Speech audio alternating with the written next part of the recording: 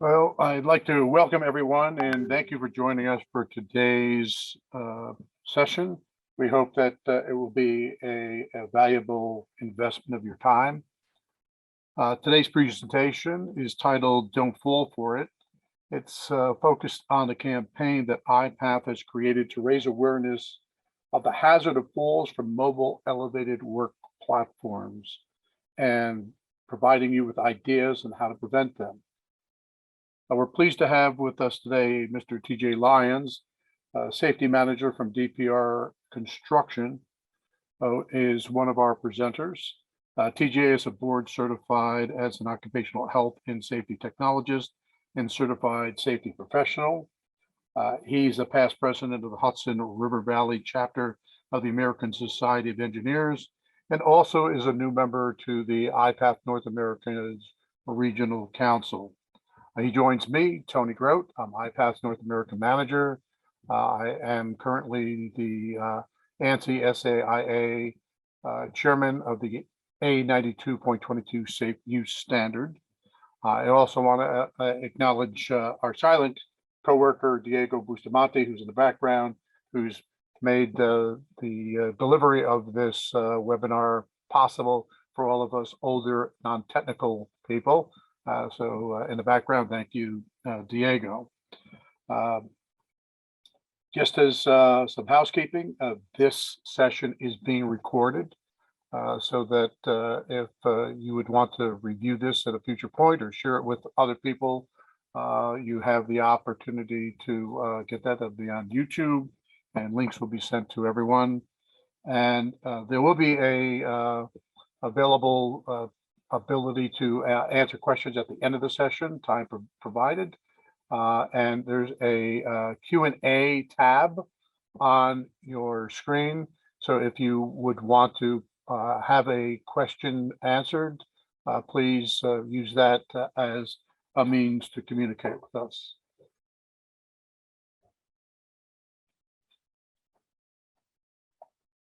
Okay.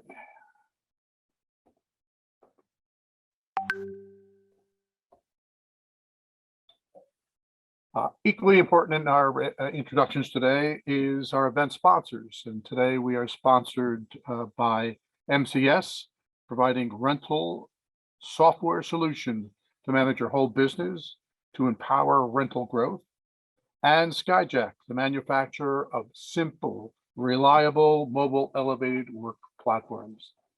And now a quick message from our sponsor, Skyjack.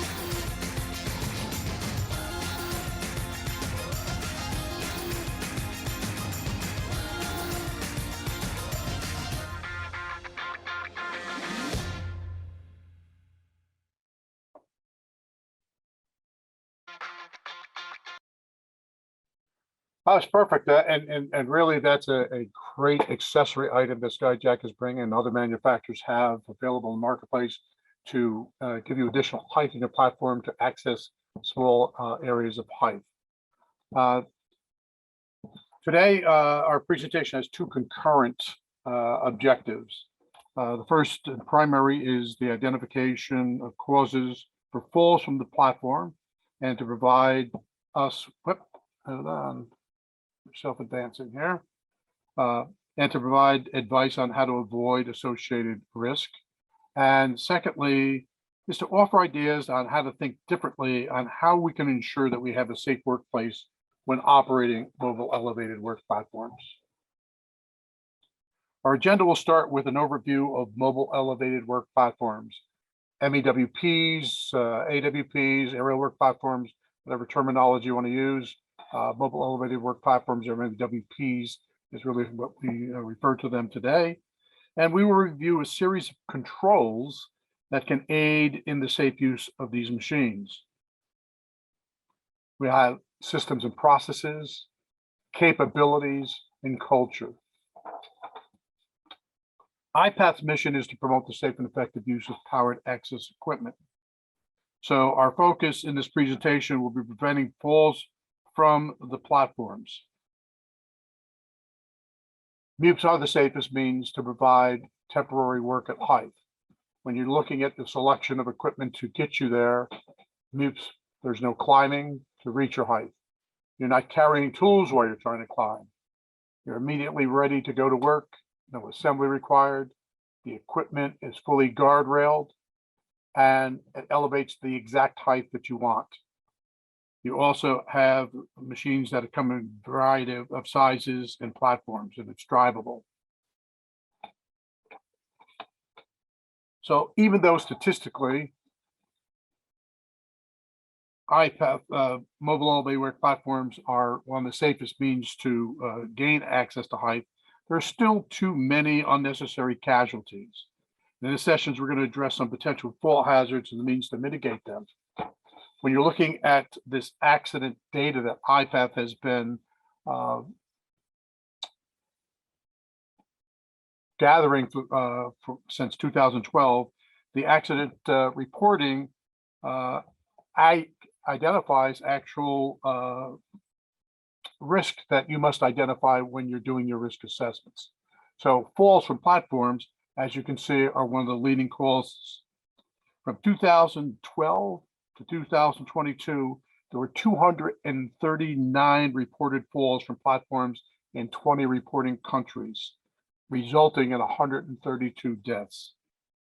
And I find this to be an alarming fact when you consider that all mobile elevator work platforms are equipped with a fully guardrailed platform. So how do we have falls as being the leading cause of incidents with this equipment when we are fully protected already? And that's the question that we hope to answer and provide some protection for you as we move forward. As fall from heights are a recognized hazard any time that you raise a worker off the ground, workers must address the risk to prevent accidents that can cause death or serious physical harm. Employers must ensure that they provide workers with feasible and useful methods to eliminate or reduce the risk from a fall hazard. When you consider the OSHA Act, they have what's known as the General Duty Clause.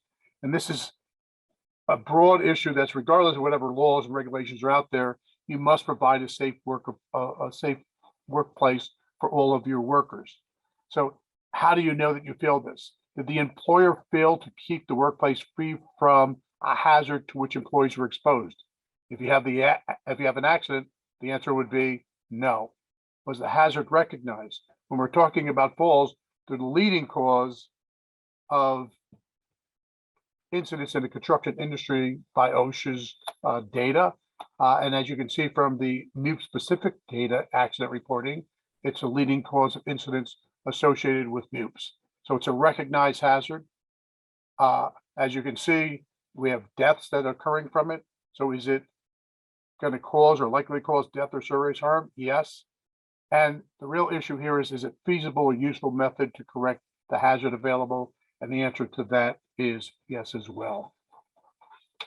Accidents can be prevented when employers implement several layers of controls to limit the impact of hazards. In this example, we will examine 3 levels of control layers, systems and processes. Here we'll look at things like risk assessments, proper selection of equipment, developing, communicating, and monitoring proper safe use procedures. We'll look at capabilities, training, monitoring, supervising and evaluating workers, and putting in retraining when necessary. And culture, considering what is expected and measured in your company. What do we reward? Is getting the job done quickly or getting the job done safely and efficiently what's important? These control layers build barriers to prevent hazards from resulting in an accident. A deficiency or fault at any layer increases the risk.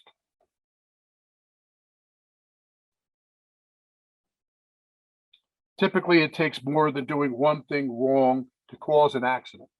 So you can see here, you have all these layers in here, and it normally takes several faults to create or result in an accident.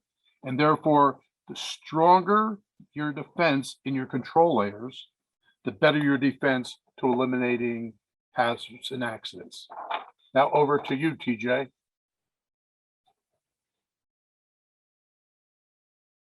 You're muted. It's yep. It's it's incredible. These pictures, you can take pictures of any work site where you see something unsafe, but nothing happens, right? Or nothing has happened. And I think we have a false sense of security when you have a great record, your insurance record, your EMR is low, et cetera. But tomorrow, something catastrophic can still happen. Some of the better companies in the United States and the world continue to have fatalities, which is a great reason to have these conversations today.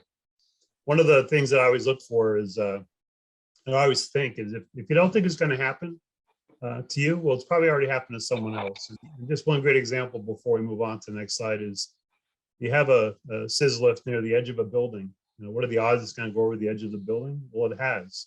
In fact, recently I saw an incident where there was a floor polishing machine just cleaning up the concrete, and that thing wouldn't shut off and went over the edge of the building. Luckily, the guy was not in it. So when you look at these photographs here, these are precursors of two things. Number one is something bad will happen. And number two is it's an indicator of a very weak safety system, which is one of the things we're trying to fix today with these barriers that Tony was talking about. Each of these, I look at these, it's incredible, but there's thousands of photographs like this. Show the failure of a system that we're trying to get correct. So next slide, Tony, if you would. It doesn't matter how far you fall, it's how hard you hit. I was told that when I was a kid. And you look at the incidents, we're going to go through some statistics in a minute, but more falls happen at lower levels that really are hurting folks or killing folks than actually the height. And in fact, one of the things I was looking at in probably in the 80s and the 90s when the fall protection standard came out in early 2000s, there were a lot of people tied out that would have still hit the ground. We are making progress, by the way, in the number of falls are reducing, I think, because some of these design interventions, I call them, we have in the workplace. But when you look at the fellow on the left compared to a ladder, my classic example here, when he falls in that lift, he's going to get his knees dirty, right? When you fall off a ladder, I believe 84% of the time, you're going to go into the ER. So some of these simple things that we put in place here, like passive intervention, the railings are on the guy on the left-hand side. 20, 30 years ago, this would have been a fork truck and a pallet. And we're making great advances, but what you're going to learn today is there are restrictions to some of the MUPs that we use here, some restrictions to how to use them. And hopefully we'll share some insight on how to keep that guy on the left-hand side inside, doing his work 3 times faster than off of a ladder, day after day after day. So yeah, go ahead, Tony. This is a great slide. No question, right? So people often just go through pre-task plans or job hazard analysis and kind of overlook some of the details, but there's probably nothing more important when setting up a MUP that the things that could happen. Again, if it could happen, it already has to someone else. When you look at some of these items that we're going to go through here, you really need to kind of get a feel for what you're going to do. I've seen, for example, scissor lifts tip over because the gentleman was outside with a scissor lift that should not have been used in a wind, and they had put a bracket on the inside of it to bring paneling up and down the outside of the building. Well, that wind caught the panel that was attached to the lift and tipped it over, and certainly broke the guy into a lot of little pieces. He didn't die, but he was horribly hurt because they really didn't think about the task and the environment that would affect the task, right? And if you look at the photograph on the right-hand side, again, this is a great way, these conversations to talk about things that could go wrong. At the very end of the building here is an overhead door. And I'm going to say within the last 3 or 4 years here in the Albany area, somebody exactly in that condition was working on an overhead door. The overhead door came up and there was so much force in the door and the lift was so high that it tipped that lift over and it killed the occupant who was working on the overhead door. Nothing is more important than looking at the possible things that could hurt someone or affect someone, right? The fellow on the lift on the top here in the photograph, in many cases, they're overhead cranes, gantry cranes, right? And along the edge of the building like this, you'll see exposed copper bars, right? He needs to know they're there, and we need to find a way to keep him away from that copper bar. So again, these are things that we're looking forward to, and you're going to see during the next couple slides here in the presentation, methods that you can keep your folks safe, but also do the work so much faster using one of these mutes. Go ahead, Tony. All right, so ladders last, right? Came up around 2010, 2011. Really has caught on across the United States for many reasons. More importantly, you can work about 3 times faster off of a lift than you can a ladder, right? So there's great efficiency in moving from a ladder to a lift. And each of these on the left-hand side shows, I mean, you can go through ceiling tiles with some of the lifts on the market today. You couldn't do that with a ladder. It's almost impossible with a ladder, right? So some of these new things that we have, top right on the right-hand side here, the Eco Lift, it doesn't have any batteries, doesn't have any motor. You crank it up and down by hand, which is extremely easy because they use gas-powered shocks inside. Very popular in Europe. Again, Europe's probably a couple of years ahead of us in fall protection. On the bottom here, that's the lift pod by JLG. It goes up and down simply using a drill, right? So if there's a way that you used to use a ladder and you want to do something faster, a lift nowadays, there is a lift designed to almost incorporate anything you want to do.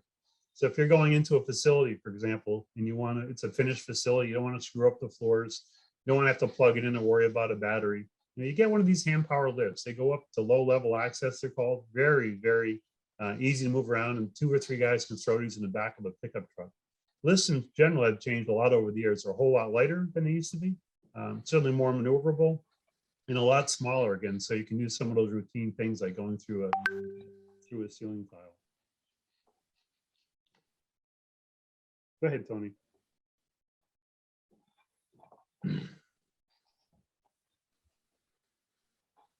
This checklist, again, going back to how to set these things up, if you don't take the time to go through how this operation is going to be conducted, the things that can hurt you, also making sure you use the right lift, you're going to find yourself in trouble, or you're going to find workarounds that are unsafe.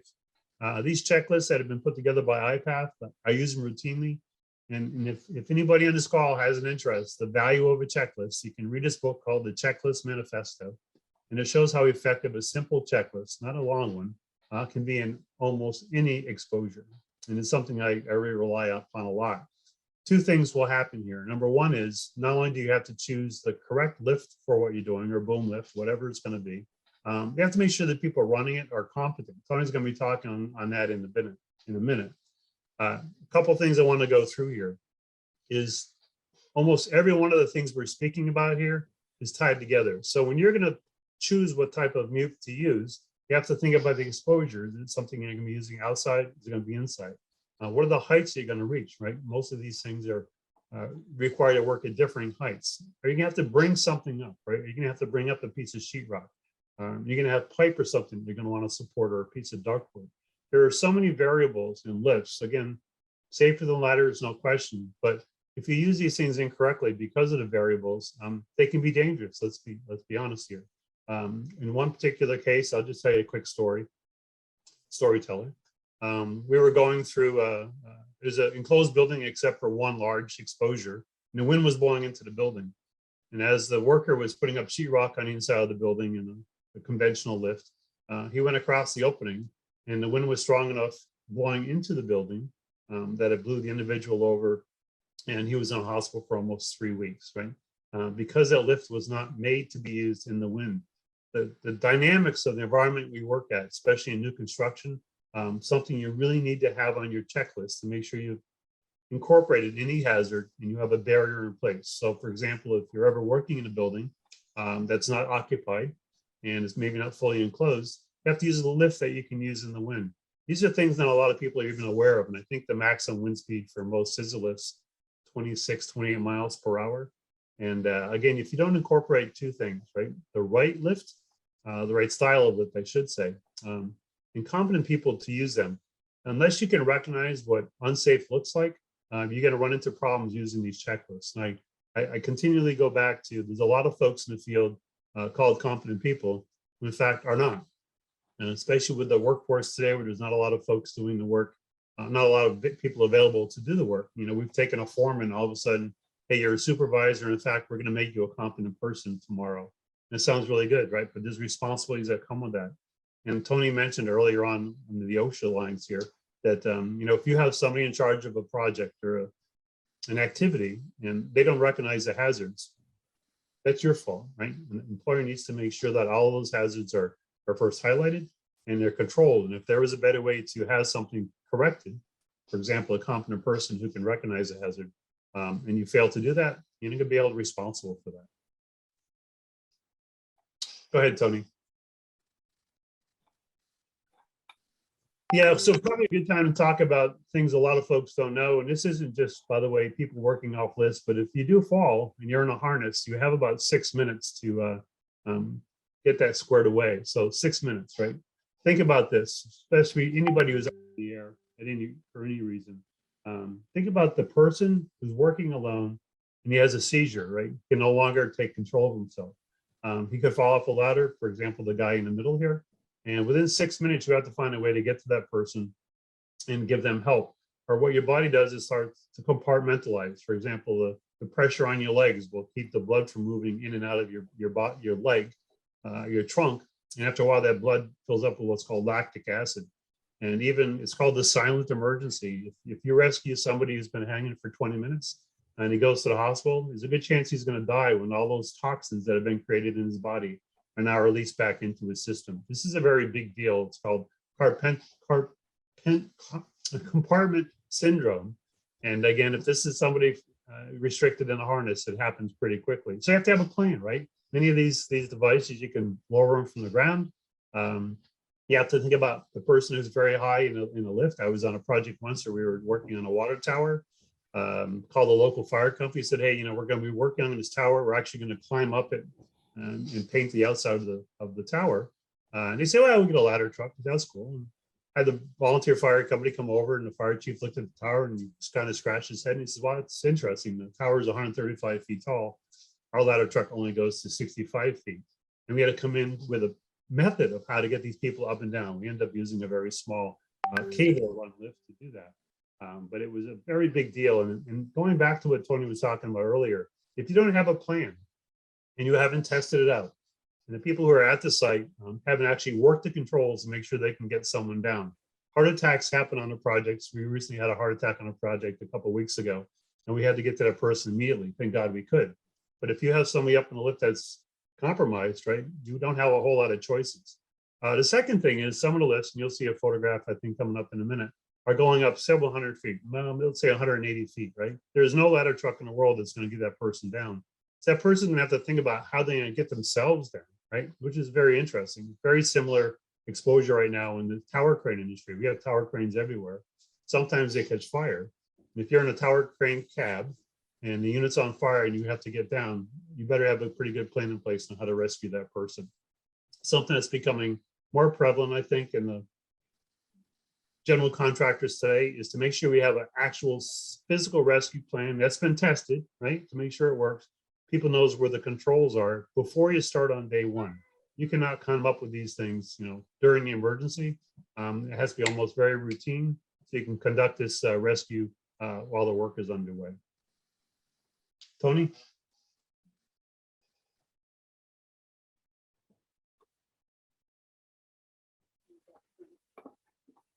Trying. Yeah. Next slide, if you would, Tony. I don't know. It's kind of stuck here. Yep. Diego. Here we go. We got it here.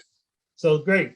Some of the ones I'm talking about, I'm not going to spend a lot of time on this slide, but the lone worker motion alert, very important now. And actually, the Army Corps of Engineers kind of calls it out. If you have somebody working alone, there has to be a method of how you make sure that person is okay.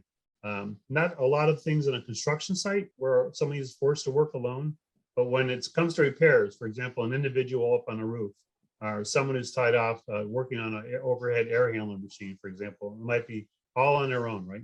Something to have a precaution because you don't know when these folks are in trouble. The one in the middle has become very common about 10 or 15 years ago. They actually come with the lift. It's pretty much a set of strings that are inside the, inside the harness. You drop the strings, you put your feet in them, and you kind of stand up, right? It kind of gives you a break from all the compression of those webbings around your body parts. And many of the general contractors today, if you're in a situation where you are in a fall arrest, which is exactly what this is, not a fall restraint, but a fall arrest, you have to have some type of self-rescue available. But I want to caution everyone here, that's not the only answer. If the person who fell hits himself on the way down, there may be no opportunity for him to do self-rescue because he's unconscious, right? So you do have to sometimes have more than one plan in place to help somebody get down. Again, the water tower I was working on scared the heck out of me. If somebody had fallen there, think about it. You can't really reach down and pick up somebody and bring them. If you look at the photograph on the right-hand side, no one, not even two people, I don't think, could lift that person back up into a basket. That's almost impossible. So the only answer is to have that person find a way to lower themselves. There are plenty of items on the market that can help, but extensive training is required. I'm going to say that twice, right? Extensive training is required, both on the user, but also on the people on the ground that may have to offer instructions to the fellow to come down. Don't forget, if things are bad enough that the guy has to get out of the basket, there's a lot of adrenaline flowing, a lot of panic, and we need to stay ahead of that by safely getting that guy to the ground, often by coaching him on how to do that. Go ahead, Tony. Yeah, so scissor lifts, I love them. You know, I was part of the whole ladder's last effort, but often I find these things used that just scare the heck out of me. And if you go back to the manual, aside from not using a conventional scissor lift in the wind, you know, we have this, I guess, comfort level that we can use them near a building's edge, which really bothers me, right? So I've seen scissor lifts over travel the edge of concrete steps, stairwells, I'm sorry. Nobody got hurt, but my God, right? So a couple things here you need to kind of to think about are exactly where you're going to use it and how it works and how responsive it is. I probably investigated 6 or 7 incidents where the worker was moving the lift and it quote jumped, right? And he couldn't control it. Probably some of that due to operator error, but a tip for everybody on this call, if you're working near any exposed edge, make sure you have a physical barrier there, not a railing. I'm talking about something in the floor, maybe shot into the floor to keep people from over traveling the edge. You can Google it. There's some pretty sad stories of folks working near the edge of a building they thought were protected. These scissor lifts can be pretty heavy. Over traveled the edge of the building and they were anchored to the building as it went down several stories. Something else to look about is the control. So controls aren't always the same. If you're in a scissor lift versus a boom lift, controls may go in the opposite direction for the same effect, right? One thing that's going to come up a little bit later is also kind of thinking about what's overhead. There's been some horrible accidents where people are getting crushed, not watching what they were doing, people losing their hands as they go through a doorway. All these things need to be put into your planning. And look at the operator's manual because it's going to spell out almost everything I discussed here in warnings. And you might say, oh, the first 24 pages is all warnings. Those are very important because of the unique features and some of the functions of these machines, how they can get you in trouble, right? Versus a ladder. Ladders don't move to do the work. These things move while you're working, and that's one of the variables that's of concern. Tony? You know, it can go back and forth on whether or not we're going to talk about in a few minutes being tied off inside of a system, but the rails were put on these so you can do your work so much faster. And there's a bit coming up about the difference between fall arrest and passive fall restraint. But also when you look at these with the rails in place, I mean, these are the perfect tool. You can do your work. You're not really constricted by anything. I think the scissor lift, I can't imagine how many lives scissor lift have used over the years. Lists in general from things we used to do off of ladders. And it's probably a great number that I probably should look up. 2 things to keep in mind. Number 1 is keep your hands off the rails when you're moving these. A lot of people don't think about that, but I've seen some horrible injuries, especially going through doors where people are looking one way and they just crush their hand on the door frame on the other side. And also, you can't just put a load on the scissor lift, right? You have to go back and look over the the primary use, how much you can lift, if you can lift anything besides the people, and if you can actually put material on the lift as you're doing the work. There might be many little gun racks or attachments you can put on a mobile elevator lift to bring up, for example, a sheet of plywood, a piece of sheetrock, but it's going to change the fundamental design of that process and the system that was put in place to design the lift. So again, it may offset, make the lift heavier on one side. If the wind's blowing, fine, but if the wind's blowing, you have a 4x8 sheet of plywood up, it might tip over the lift. There are many things you have to look in place here, or keep in place when you do your hazard assessment, to make sure you're using it as designed. You're not introducing a hazard, for example, putting on a big piece of sheetrock that you don't anticipate. The last one here is you would think it seems simple, but don't lean over the guardrails. A lot of folks watch the wheels on a scissor lift to see where they're going, and don't watch where they're putting their head. Number two, I investigated an accident not too long ago when a boom lift was underneath an edge of a piece of concrete, a deck. He went to boom up, didn't move. So instead of lowering the boom, he backed it away. And when that lift came loose, threw him to his death, right? So again, there are so many variables in using the lift. Go back to how it was made to work, how you're allowed to work from it, and make sure you don't exceed any of the capacities that were put in place to use it safely. Go ahead, Tony. So Group B and Group A, big thing to know. A lot of people sometimes misunderstand this, right? So fall arrest is when you're expected to fall out of something and be arrested by a device, right? It can be a retractable. There's plenty of things here we're looking at. Here's a retractable on the right-hand side, a conventional lanyard on the left, which you're seeing fewer of. They make retractables so small, which are like little seat belts that most folks in the field are not wearing those. But if you're going to be at a boom lift, there's something that requires a full body harness, right? That's fall arrest system. I guess two things I want to talk about for that. Number one is make sure they're inspected. Almost every fall arrest system has a little label on it. You have to fill out every month to show that it's been inspected. That's for your protection, number two, but also if you ever get audited, for example, by OSHA. But number two, make sure that the system you put in place for fall arrest is fairly new. I've seen some things on the market that are 10 or 15 years old, and it's kind of like birth control. It's got to work right the first time, and make sure you have the right stuff in the device when you're using it. The Group A's, these are the conventional scissor lifts. That's more passive restraint, right? There's a railing there so you can't fall out. A lot of folks, and you'll see soon, do attach themselves in scissor lifts, which has become an industry practice more from general contractors. OSHA doesn't require it, but you're seeing more and more of folks tied up inside of a lift to keep them getting up on the rails. That's a behavior thing, which may or may not be changed by some of the devices we use to keep people within the lifts. Go ahead, Tony.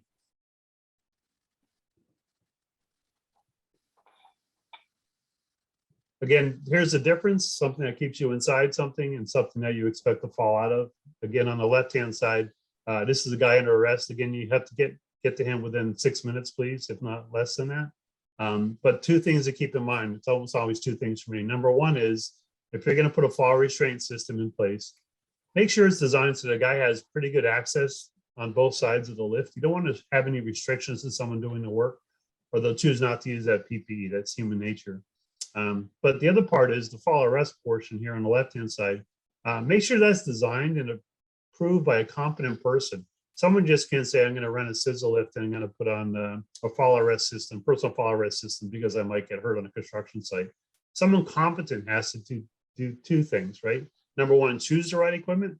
And number two is train a person using it and how it should be used. There have been many times when I've come up on a project and the guy is in a lift, or even on a let's stick with a lift or on scaffolding, where they have 15 feet of rope and they're 10 feet from the ground. There really needs to be some science put into this, some engineering and experience before you can specify what type of fall arrest system to use in one of these devices. Go ahead, Tony. Go ahead. I'm going to add to that a little bit, and that's that with that anchorage system, if you could go back to Diego, with the anchorage system provided by the manufacturer, if it is a full arrest anchorage, which is required in all boom type lifts, you can use a full arrest or restraint system. If you go into a vertical lift, certain scissor lifts or personnel lifts actually put on a fall restraint anchorage only, which means it is not designed for the load of an arrest. So when you're talking about having a competent person, you can't have a system that will be using an arrest lanyard and harness if the anchorage itself is for restraint only. All right, next.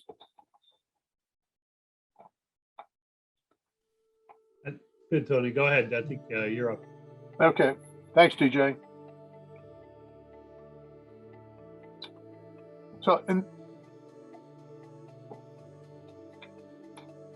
IPAF recommends wearing a full body harness with an adjustable lanyard set as short as possible to provide restraint, even if you're using a arrest system, so that you can keep people within the system. If you noticed on the first mute, the anchorage point was located by that manufacturer at the mid-rail level. Here you see it's at the top rail. So even when we're talking about, say, having a restraint or a full arrest system, the location of that anchorage could impact how accessible a fall could be in the use of this equipment. When it is required, all occupants of the platform must attach their lanyards to the correct anchorage points. Well, we're going to see it again, I guess.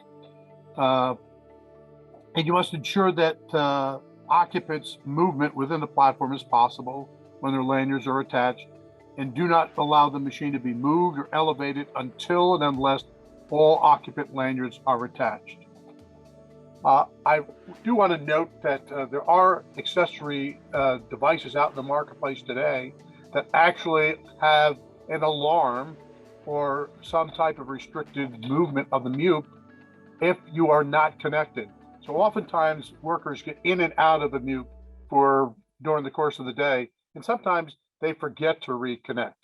So there are devices out there today that actually can remind you to get connected when you're using fall protection.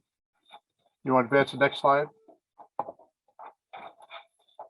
So the proper mute setup and control movement of the mute is critical in the safe operation and limiting the risk of falls. Occupants should never overreach. Unfasten their PPE when it's required to be used on the machine. Step or climb on the guardrails, or otherwise extend the safe working envelope of the platform.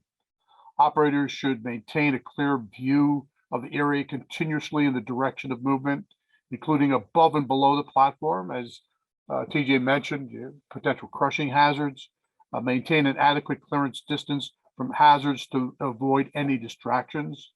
They should travel at the boom platform position at the lowest possible position for the conditions. You can move at speeds at the appropriate safe operation and site conditions. Note here you see a picture of a control mechanism that adjusts the actual speed of the controls themselves from turtle to rabbit, meaning slow to fast. So depending upon the application of where you are, or even the skill level of the operator themselves, you should slow down the actual movement of the controls. You should allow for the platform movement due to the effects when traveling over uneven surfaces, slopes or ramps.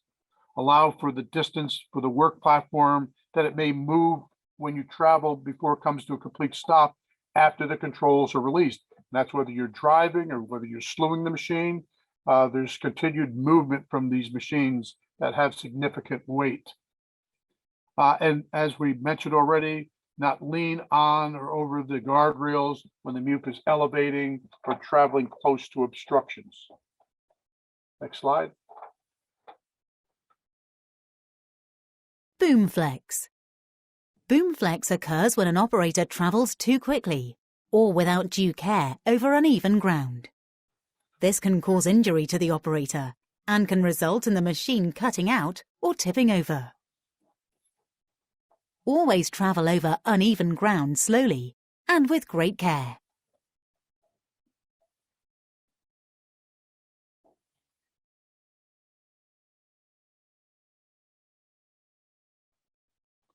As these videos actually demonstrate, this is why on boom type lists, you are required to wear personal fall protection.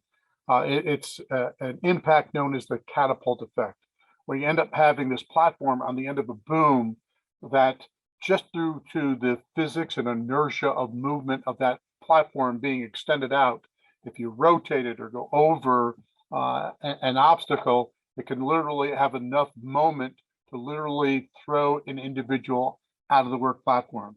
So on boom type MUPs, if the boom swings, jolts, or tilts away from the machine's center of gravity, then the basket and its occupants can be placed at risk. The operation hazard is recognized as the catapult effect, as observed mostly when you're traveling, when you're going over uneven surfaces, resulting in sudden, unexpected movement in the platform. Other causes that can be an impact is other vehicles hitting you. So we saw cranes hitting it if you're out near a roadway, or even with forklifts or other equipment, cranes coming in could hit the equipment and have that impact. Boom type lifts, the boom flux can also occur when moving the work platform controls suddenly and stopping suddenly. You have to feather the controls for smooth movement. Even small movement at the ground level will create a whiplash effect in the platform. The higher you are, or the more the boom is extended, the faster you'll be thrown forwards or sideways or backwards. In the event of contact with another vehicle or object, the platform might tilt, providing less protection than you think. So again, this is one of the clear areas where you can see in these videos why you have a fully guardrail platform and the requirement for personal fall protection in addition to that fully guardrail platform. Next slide, please. Systems and processes include safe use procedures that should be part of the MUP-specific safe use plan. That include topics such as only trained and familiarized operators should be allowed to operate the MUP. Occupants provided with the knowledge to work safely from the work platform. Be aware of and follow the safe use procedures outlined in your risk assessment for the job site, which can vary from job to job. So it's not going to be necessarily included in your operator training. It has to be job specific. Again, proper selection of the MUP for the height and reach that you require. And when you get to a job site, you're planning on it being nice and clean, and then all of a sudden they have an excavation, and now you can't get close enough to the building. And the MUP that you originally had in place that was supposed to be able to reach that height is no longer capable of doing it. So you need to make sure that you do those evaluations on an ongoing basis. You don't overreach and don't ever allow your feet to get off of the deck, and don't exit an elevated work platform without an approved procedure. So next.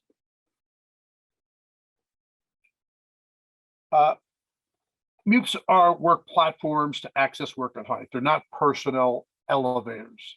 However, if a site risk assessment identifies a MUP as the safest means to access work at height and requires exiting the elevated work platform, it may occur if a written procedure from the manufacturer or a qualified person provides it. This is a critical procedure that must address increased risk for falls. The procedures are defined within the ANSI A92.22 Safe Use Standard, and you have to address fall prevention of the persons during transfer from the work platform to the structure, fall prevention of tools and materials during the transfer from the work platform to the structure, sudden movement of the MUP or the work platform when you're getting out of it. You're putting loads in and out. Additional loads or changing of loads imposed by the MUP for which it wasn't designed for, which could affect the stability or overload the machine. The dynamic impacts from personal fall protection equipment. Damage to the MUP or the structure by unintended movement of the MUP, stranding of people, using extending decks and gates, use of single or double lanyards, access and maintenance of fall protection for persons while they are on the structure, the distance between the transfer surfaces, both horizontally and vertically, the potential movement of the MUP platform due to changing loads, in compliance with local authorities and jurisdictions. So again, we often see people exiting an elevated work platform, and there are ways to do it properly and improperly, and making sure that you have a process in place to address that is there. And changing weather conditions is always a consideration that needs to take place. So next slide, please. Now we're going to talk about capabilities, because now we have all these processes and procedures in place, and they're only great if you have people who are skilled and qualified to actually perform them. So MUP operators training is a process to provide both theoretical knowledge regarding the safe use practices and hands-on practical evaluation of the operator applying the theory knowledge during operation, and also demonstrating operational proficiency. In 2020, the MUP training standard was developed to better ensure the delivery of consistent, standardized MUP operated training. After successful training is complete, it's then the employer who must evaluate the person being qualified to perform the task. Next slide.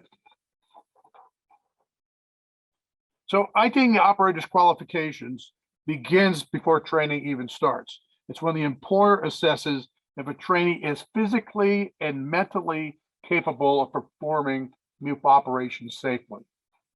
So when we consider mental capabilities, it goes beyond the ability to learn. Think about the consideration of someone being afraid of being at height. That's not a great person to be putting into this task. So that's one of the considerations for their mental capability. And after you select the candidate, the employer must ensure that the person is trained on the MUP classification. So we end up having new categories: 1A, 1B, 3A, and 3B, which are machines that are not drivable in the elevated position that are vertical lifts, machines not drivable in the elevated positions that are boom type lifts, so towable type booms. And then you have machines that are drivable in the elevated position, a vertical lift, such as a scissor lift, or a self-propelled boom lift, which is the 3B. So again, after selecting them, they have the MUP training by category, and then you need to have MUP specific familiarization. So when you're looking at all of these elements that are out there, the employer must be responsible for assessing if the person is qualified to perform the task. As an example, a newly trained operator may not be qualified to do work in a complex task, such as in a confined work area. This picture that you see on screen shows a 185-foot self-propelled boom lift on a busy street. And if you look at that, you can see sidewalks, you have personnel walking by, vehicles going by. Is someone who you just trained as a boom operator capable of performing this task? And the answer is, I would suggest most operators would not be. So even though someone is trained, it does not by definition mean they're qualified to perform all of the tasks. So beyond the operator's qualifications, they must ensure that they are provided with the instructions, or otherwise ensure that the occupants within the boom lift have the basic knowledge to work safely from the platform. And a trained operator must also be monitored, supervised, and evaluated on an ongoing basis to ensure their continued proficiency. If faults are identified, retraining is required. Next slide. While MUP operators require training, MUP occupants have been relatively ignored regarding MUP safe operations. All personnel are required to be qualified for the task, and a MUP occupant is not an exception. And the new ANSI A92 2020 standards have an added requirement that's not considered occupant training. So it's not an official training course. Rather, it's just providing the basic information for them to work safely from the work platform. The use of fall protection on specific machines is a key example of that type of information that an occupant must be aware of, knowing that they must connect to the appropriate anchorage point. So there's information that needs to be provided to occupants as part of the capabilities for this system. Next slide, please. The 2020 industry standards also added a requirement to have trained and qualified MUP supervisors to oversee MUP operators. It's important to understand that MUP operators training enables them to become qualified, but training by itself does not make them qualified for all tasks. If you consider that after training the candidate, they're an apprentice, you gain an appreciation for the role of a MUP supervisor in the monitoring, supervision, and evaluation of them. This is a verification that the proper systems and processes are in place and that the workers are capable of implementing those tasks properly, and that all control layers that we're talking about are managed to lower the risk associated with the task being performed. Next slide. So once trained, always trained, that's not an accurate assessment of workers' capabilities. When would retraining be required? This is another system and process required to ensure workers' capabilities. All personnel now required to have a supervisor who's going to review them on an ongoing basis. They are going to have this documentation of their skills done visually at a minimum, and it should be documented on what they're observing. Industry standards now define specific areas where retraining would be required. Obviously, deterioration of proficiency, following an accident or near miss. If a condition or workplace changes in a manner that could affect the safe operation of the MUP, or if new MUP designs or technology and working methods are introduced. So understand that retraining isn't training again. It could be just a refresher, like a job site toolbox talk on a topic. So it really is bringing up additional information for them. Next slide. Safety is job number 3. How does that feel? I hope it sounds both odd and incorrect. But does your safety culture actually support the culture of safety being job number 1? Is safety a marketing slogan or a company value? Do the actions of your team reflect the importance of safety in your workplace? As this cartoon expresses, actions speak louder than words. Does getting the job done faster and cheaper become before safety? Can you prove that you're a safe company by your actions? Do you applaud getting the job done on schedule, but ignore how it was done? The answer will impact the control layer on how employees apply your safety culture when completing the task. Next slide.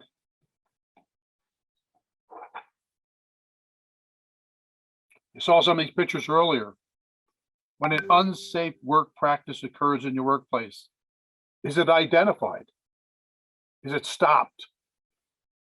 Is retraining required? Or are they not addressed at all? And the workers consider these practices being okay and approved because no one stopped them from doing them. And they become accepted practices and habits. Next slide.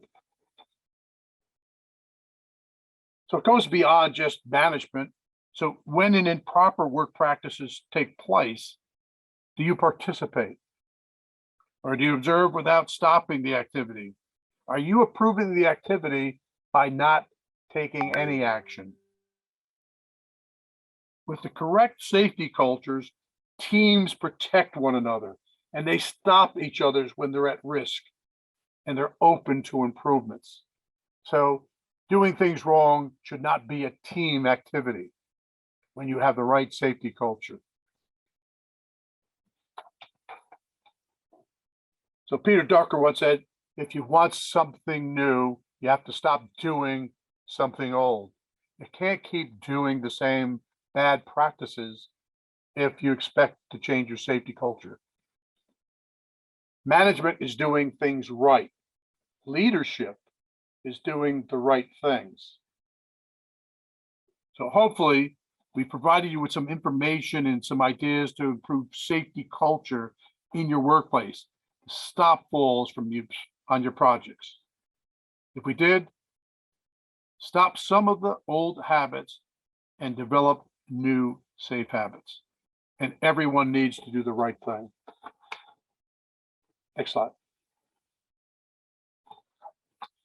So here you can see, again, what do you measure? Safety is not the absence of accidents, because we showed you pictures where things were being done wrong and there were no accidents. Safety is the presence of defenses to prevent accidents. Next slide. So again, measure what's important. It's the attitude or beliefs that employees share in relationship to the handling of safety issues in your workplace. So if you have a safe culture, you'll see it by what your workers are doing in the field. You're going to find that these are the habits that they have, just like putting your seatbelt on when you get in the car. If that's a habit that happens all the time, that's part of the safety culture. If you have your workers connecting their fall protection every time they get into a mobile elevated work platform, you're seeing your safety culture go to work. It's not built into the safety policies. It's about how you handle issues when they arise. So are you going over there and ignoring them, or are you addressing them appropriately? And then how well do you listen to your employees when they bring up issues? Successful workplaces and safety cultures are a two-way street. The guys who are in the field who are working on this stuff see things and are feeling how they impact better than you who are sitting in the office. So be open to listening to them. And accountability focuses on the changes that need to be made so that we don't make the same mistakes over again. And are we going to reprimand them for making these changes? So again, I think that, you need to look at the culture because it does impact what your people do in the field. Next slide. So what you do and what you don't do so impacts results and the future outcomes. Now, Einstein has a lot of great sayings. So everything that exists in your life does so because of two things: something you did or something you didn't do. And you can see those pictures that we have that are too easily obtained of people doing things wrong. The question is, when you see them being done wrong, what did you do and what didn't you do? And our hope now is that you can identify these things and put into action step a plan to monitor, supervise, provide feedback, retrain, and readjust your plan as it's needed. You can see the defenses that are in here, these control layers. If you have a fault in your systems or controls or your capabilities or your culture, this is a time to take that rheostat and readjust to do what's right, because that's how we will prevent falls from continuing in the marketplace. Next slide. So IPAF does have a lot of tools that we provide specific to falls from the work platform. We have a program called Andy Access. We have posters and related toolbox talks that you can use. We have mute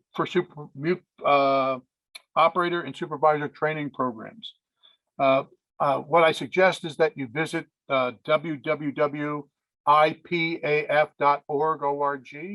and look at some of the tools that are available to them. One of the things that we do encourage people is consider becoming a member.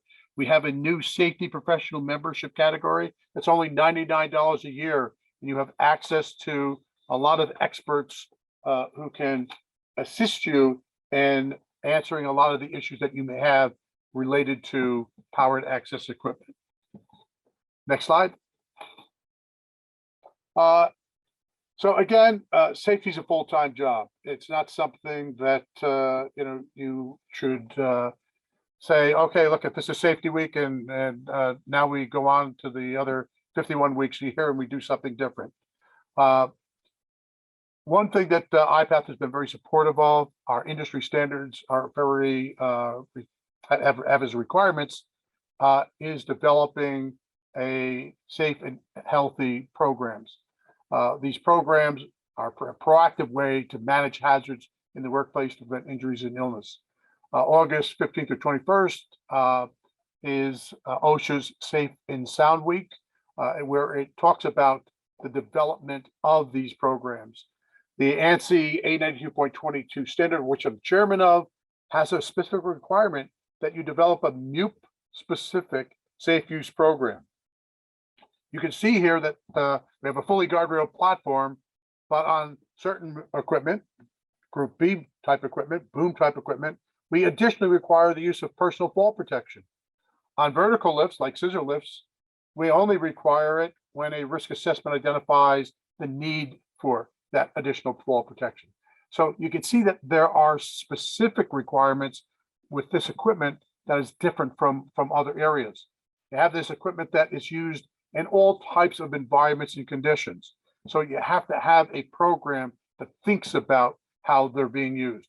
Just taking this machine and bringing it to a job site where you end up saying, okay, I'm working inside here, it's controlled, but you have to deliver the machine and have it picked up on the roadside. So now you're loading and offloading a machine and driving it just in the drop off and pickup of the equipment where it's exposed to hazards of traffic. So again, there are all different aspects that you need to look at, and the workers' safety is really paramount. And that concludes my session. TJ, I don't know if there's anything that you want to add. I'm good, Tony. I just got to go back to the checklist. There's nothing better than making sure you do the same thing every time, right? For success, I think it's something that we don't spend enough time looking at, is that consistency across our project. Thanks. Okay, Diego, did you get any questions coming through?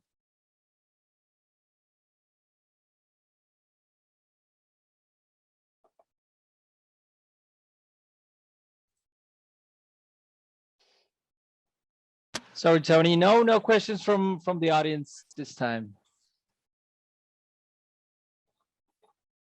All right, last chance to put any questions up before we close out. Or if somebody wants to share some experience, I can enable your microphone as well.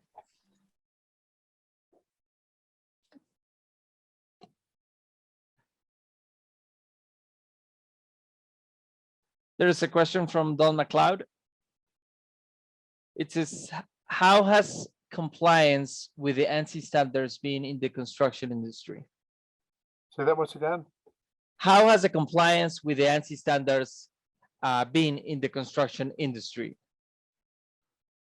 I would say that my experience is that construction industries really focus on OSHA regulations. And while there is an increasing level of awareness about the standards, much more has been said about them because it's the new standards have been, I'm going to say, more broadly talked about in the industry.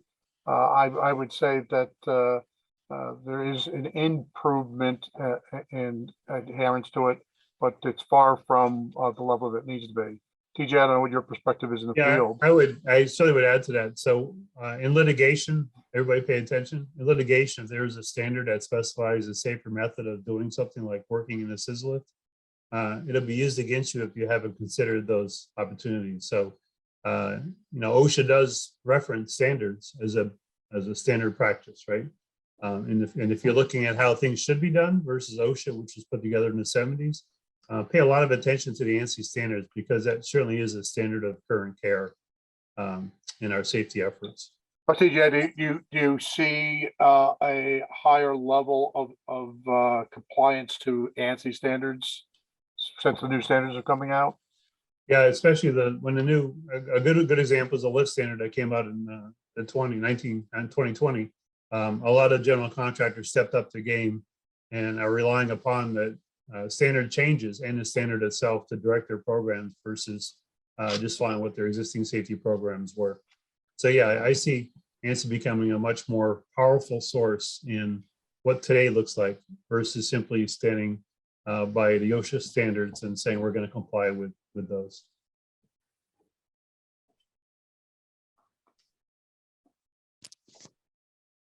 Thank you, TJ. There's a couple of more questions. Don McLeod asks again, has OSHA incorporated the standards into enforcement at this point, or is any movement towards that? The answer is that the standards can only be incorporated through a change of regulations. So they can only enforce what the regulations actually have adopted by reference.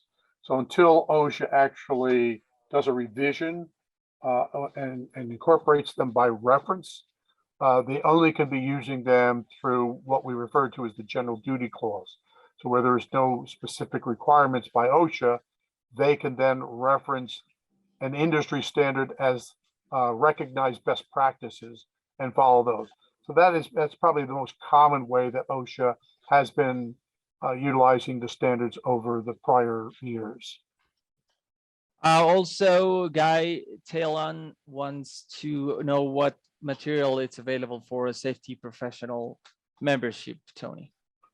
A safety professional member is basically someone who is interested in information specific to powered access equipment. So that's what our membership is for. You can go to our website and apply online for that. One of the immediate benefits is that we provide a course that is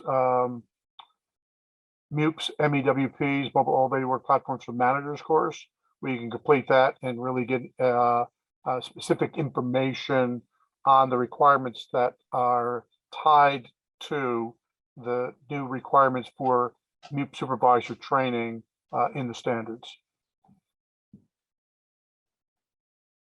And if nothing else, when you become a member, you actually have access to all of our staff. The people who reside on staff generally are industry experts. As I said, I'm a U.S. technical expert for the ISO standards. I'm chairman of the safety standard of both the U.S. and Canada. I'm on the design and training standards in both countries. So we have the ability to answer a lot of questions that you have. We're aware of things that a lot of people aren't aware of because you don't do it every day like we do. So we encourage you to consider that. So at this point, there are no other questions in respect of all your time. We greatly appreciate everyone's joining our session today. We value your time. And as I said, this is a recorded session. Anybody who registered for it, Diego will be sending a link out to that course so that if you want to share it or review it again, you have that in the future.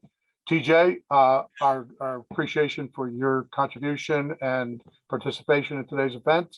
And thank you. This is the time for us to adjourn our session. Thank you all. Take care, everybody.